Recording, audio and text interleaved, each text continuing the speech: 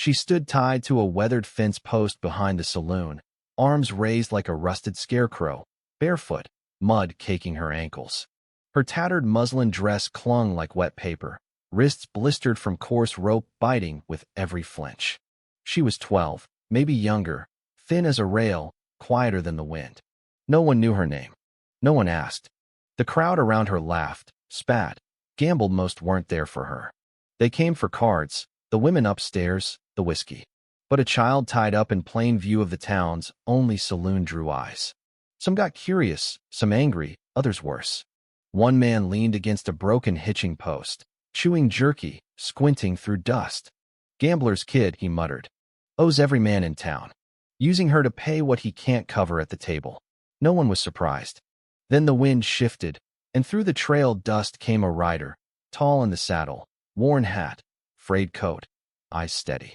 His name was Caleb Ward, 40, no sons, no daughters, a ranch he barely held together. He wasn't headed to town that day, just dropping off tools for sharpening, maybe grabbing supplies. But passing the alley, he saw her sunken cheeks, trembling arms.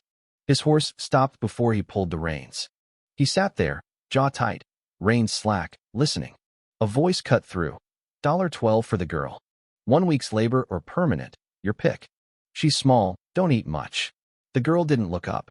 The gambler, sour-smelling, half a smile missing, tugged the rope like she was livestock. She can clean, wash, cook a bit. Stronger than she looks. Dumb as dirt, won't talk back. No one moved. The crowd drifted, losing interest. Too ugly a scene, even for this town. Caleb dismounted, silent, ignoring the gambler.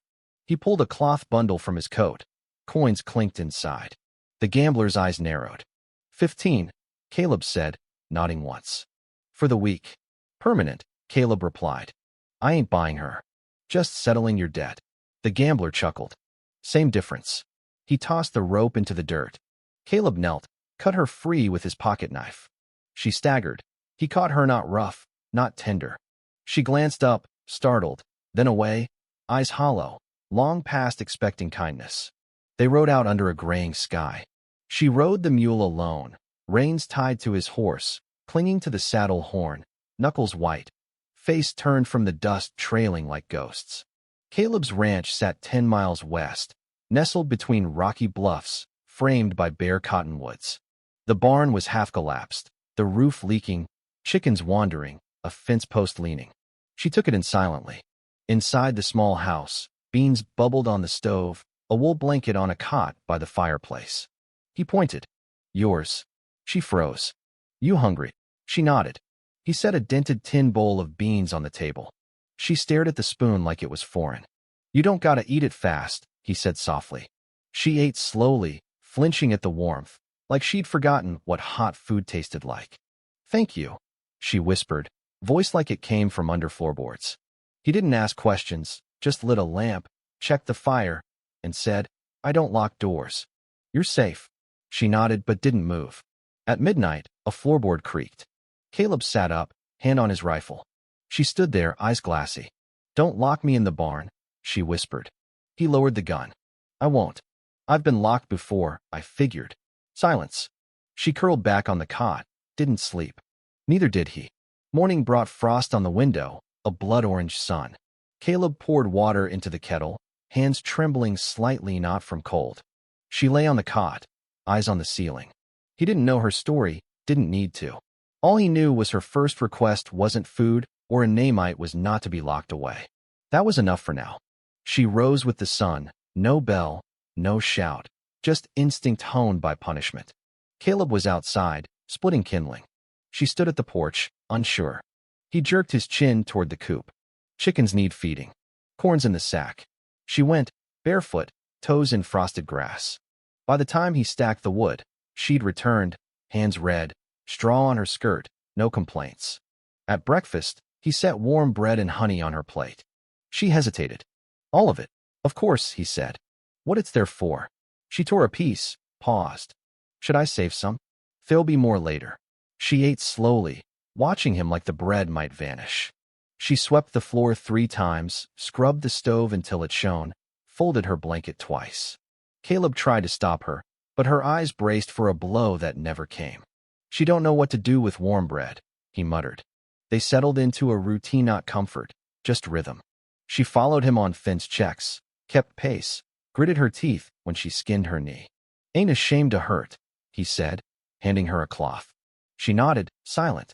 On the fourth evening, he found her under a wheelbarrow by the barn, not sleeping, hiding. Just checking if the door locked, she whispered. He crouched. It don't. Nothing here does. The next night, she slept closer to the fire. Weeks passed. A neighbor, Tom Rourke, asked at the well, "Who's the girl?" Caleb glared. "None of your concern." Tom raised an eyebrow. "Strange don't mean wrong," Caleb said, walking away. By the third week, she hummed softly when she thought he wasn't listening, a shaky tune like a bird finding its voice. He pretended not to hear. She left a dried dandelion by the unmarked grave behind the barn, his wife's. "You miss someone?" he asked. She didn't answer, but later whispered, "I had a brother." "Had?" She said no more. Spring crept in, snow gone, birds back. She found a cracked robin's egg, cradled it like glass. Caleb watched, thinking, she's been broken too, but she holds things gentle. Her first laugh came when he burned cornbread black. "That loaf died in vain," he muttered. She snorted, then froze, hand over her mouth. "About time," he said, smiling. "Thought you'd forgot how." A tinker visited, eyeing her. "Hired help?" "No," Caleb said. "Kin."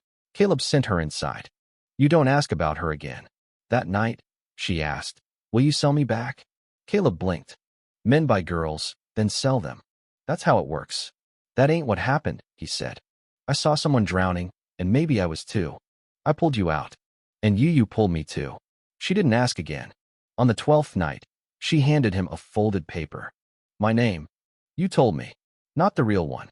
He opened it. "Clara." For shaky letters, like a promise. "All right, Clara," he said. She beamed, like she'd been given permission to exist. The next morning, Clara brought kindling, poured coffee, set 2 plates. She'd baked bread dry, but hers. He took a bite, raised an eyebrow. "Little dry." She grinned. "You didn't complain about mine." He laughed, the first time since his wife died.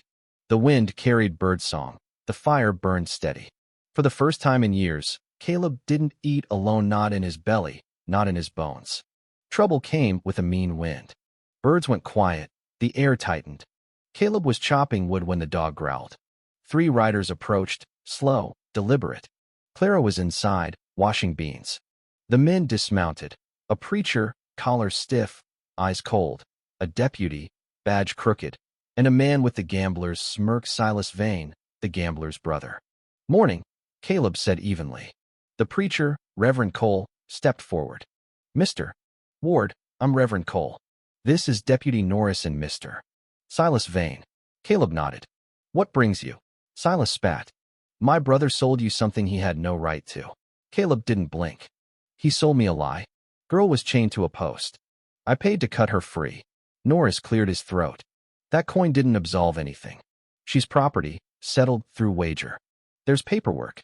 "She ain't a mule," Caleb said. "She's a child." Cole folded his hands. "You're harboring stolen property. Produce guardianship proof, or she's returned." Caleb's chest tightened. "She's safer here. She eats, sleeps, ain't chained, ain't afraid." "That don't make it legal," Norris said. Clara stepped onto the porch, apron smudged, standing like stone. Silas's smile made Caleb's stomach turn. "Clara," Cole said smoothly, "come here. We'll take you home." She didn't move. "Girl," Silas growled, "you belong to our family." Caleb stepped between them.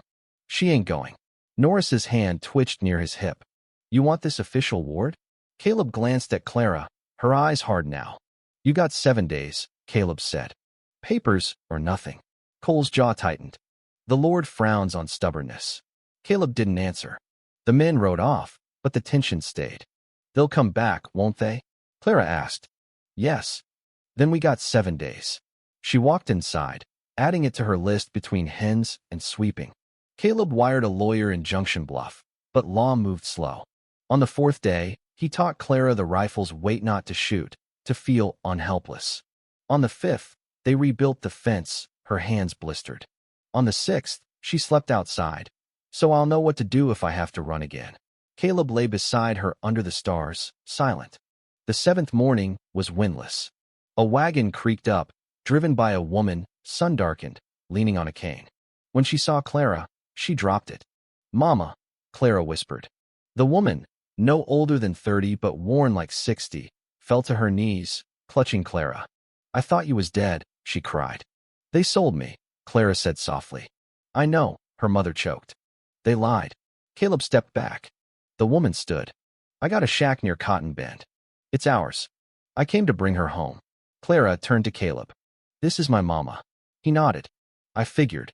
She looked at him, waiting. "Will you come with us?" she asked. "Just for a little. Help us make it safe." His throat tightened. "That's your home." She took his hand. "It's yours too." They rolled out by noon. 3 souls, 1 chance. The preacher's words scattered in the dust. A girl calling a man family echoed forever. The road to Cotton Bend wound through scrubland, trees gnarled, clinging to red dirt. Clara rode in the wagon, her mother, Anna, asleep beside her. Caleb walked beside the mule, boots dragging. He hadn't meant to go this far, but Clara's plea held him. The shack appeared at sunset, slanted, patched with tin, a creaking windmill nearby. Anna stared, remembering every bruise taken inside. The door groaned open-swept, dry. A small table, 1 cot, jars on a shelf, a child's drawing of a woman, a girl, a red house, faded. "She kept this," Clara whispered. Anna smiled weakly. "Only thing I could carry." Caleb started a fire, fed it gently. That night, Clara cooked beans and flatbread. Anna murmured it smelled like home. Caleb slept outside. Morning brought wildfire smoke. Caleb saw the western ridge glowing orange. "It's moving," Clara said, barefoot, staring. "Wind's pulling it east. If it jumps the canyon, it'll hit before dusk." Anna coughed. "What do we do?" "Run," Caleb said. Clara stared at the shed. "Mama's things me books, her papers." "Not worth your life," Caleb said. Clara looked at Anna, whose face crumpled. Caleb moved. "I'll get it." "Ready the mule." He ripped the shed's padlock off, grabbed a trunk, linens, herbs, and sprinted back as ash fell. By afternoon, the fire crowned the ridge, trees screaming, smoke choking the valley. They rode out, the ridge burning red behind them. Anna wept. Clara didn't. "It took everything again," she said. "Not everything," Caleb replied. They camped by a clear creek, made coffee from the last grounds. Clara sat beside Caleb, backs against a warm rock. "I thought this place would heal things," she said. "It did," he replied. "How?" "The fire took it all." "Fire burns what's dead," Caleb said, "not what's living." She blinked, taking it in. "I thought seeing Mama in her home would feel right. But all I saw was loss." "You don't gotta live in it," he said. She followed him to the fire without hesitation. In the morning, they returned. The shack's walls were blackened, one side caved in. Clara found a scorched book near a stump, her drawing untouched. She held it, smiling. "Fire didn't win everything." "Not even close," Caleb said. As they packed, Anna leaned on Caleb's arm. "You didn't have to do this." "Glad I did," he said. "You ever think about something permanent again?" He didn't answer right away. Clara looked between them, hopeful. "Let's get home first," he said. "Then we'll see what grows." Back at the ranch, the fence was ash, posts charred. The wind smelled of oil and rage not wildfire, human. Bootprints circled, one limping Silas vein. The house was trashed, Anna's rocking chair hacked, rifle gone. "Thief" scrawled on the door. Clara touched the word. "They want us scared." Caleb nodded. "We're not running," she said. "No, we're not." They cleared wreckage. Anna swept glass. Clara spread hay. Caleb rebuilt the step. They slept in shifts, Caleb with a shotgun, Anna with a blade, Clara watching the door. At dawn, Tom Rourke knocked, holding nails and planks. Words gotten round. "Some say you took what ain't yours. Others say you saved her life. I know which I'd be." 3 neighbors waited behind, one with wire, another with stew. By noon, a dozen worked, bringing water, blankets, asking no questions. Silas rode in at sundown, alone, smirking. "Got a party?" Caleb walked toward him. Silas spat. "She's still marked." "Property." "She's not property," Caleb said. Clara stepped forward, slapped Silas hard, the sound echoing. "You don't talk about my mother," she said. I don't belong to you. Silas sneered. Little wildcat thinks she's grown. She's not wild, Caleb said. She's brave. More than a man who only shows when the fire's out. Silas's hand twitched, but too many eyes watched. He rode off. You'll regret this, he said. No, Caleb replied. I won't. That night, they ate stew by the fire. Anna sang a lullaby. Clara leaned on her shoulder. Caleb closed his eyes, unafraid of the dark. Later, Clara asked, Am I still broken? He handed her Anna's carving knife. It's not about being broken. It's what you do after. She took it, smiling, not fixed, but not hiding. Years later, Clara rode into town, her name on the ledger. No one called her Wild, they called her Ward. Names are earned, and fire only changes what's waiting in the ash. This wasn't just rescue, it was what came after. And Caleb Ward, the man who saved a girl, found she'd saved him too.